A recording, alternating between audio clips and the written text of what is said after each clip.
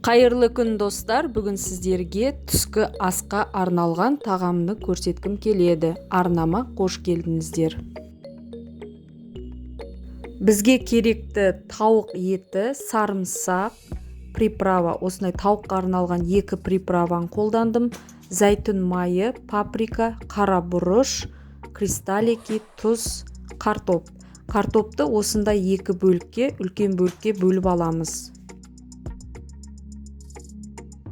Үлкендеу ыдысымызға картопты, тауық етін салып, үстіне сарымсақты үкіштен өткізіп, қалған приправаларды қосып аламыз. Тұзды өздеріңіз татымына қарай қосасыздар. Осылай енді қолымызбен жақсылап араластырамыз.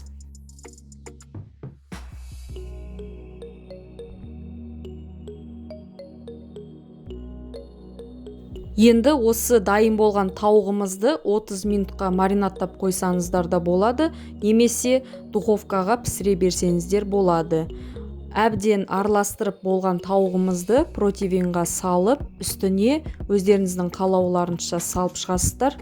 Үстіне 2-3 ас қасық зәйтүн майын құямыз. Міне осындай құйып салып шығасыздар. Және де қызып тұрған духовкаға пісіріп аламыз қызарғанша. Барлықтарыңызға астарыңыз дәмді болсын.